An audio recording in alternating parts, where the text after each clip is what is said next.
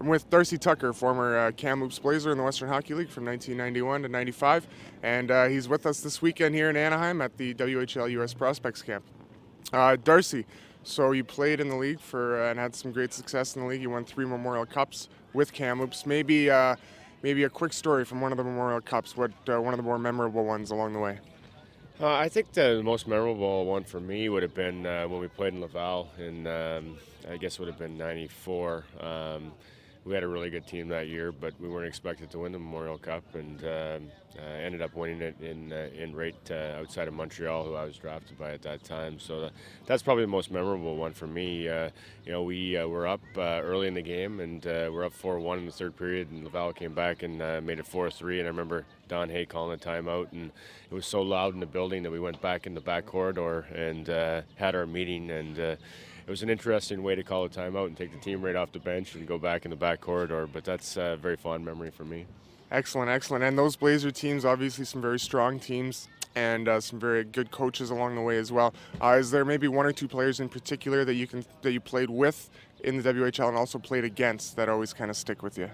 Well, obviously, my last year of junior, I played in a line with Shane Doan and Jerome McGinley a lot of that season, and that line brings back a lot of fond memories, a lot of points that we were able to put on the board and help our team win championships.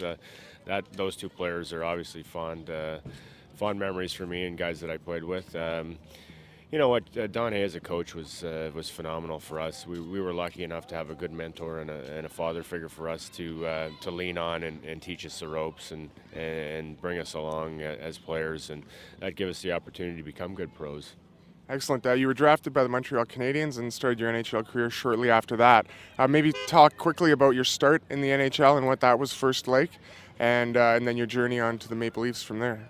Well, it's a learning experience. I think that when you leave junior and you're one of the offensive guys and get counted on to score goals and put up points and get numbers for the team, and you go into a situation where you're going to have to maybe be a defensive forward and battle for your ice time, kill penalties, hit, try to make plays on the defensive side of the puck. It's a transition, and it's a learning experience. It helped me become more of a well-rounded player.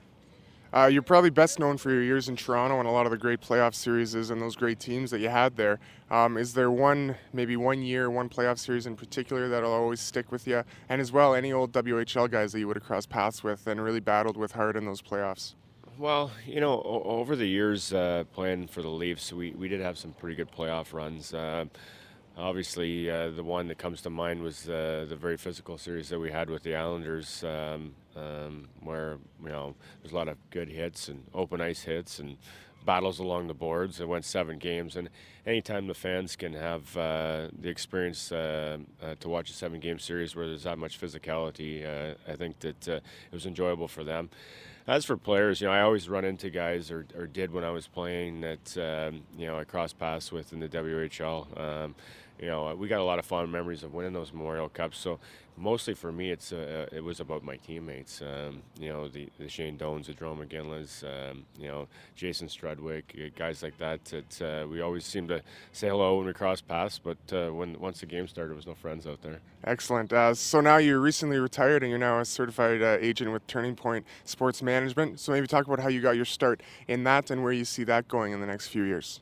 Well, I was fortunate near the end of my playing career to have a young gentleman live at our house.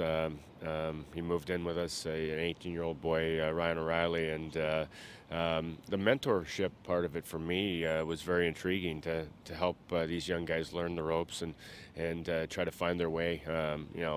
Anytime an 18-year-old can play in the NHL, I think he's going to need some experienced guys around him, and I was able to help him in the aspects of not only just what it takes to be a good pro, but what it takes when you go to the rink.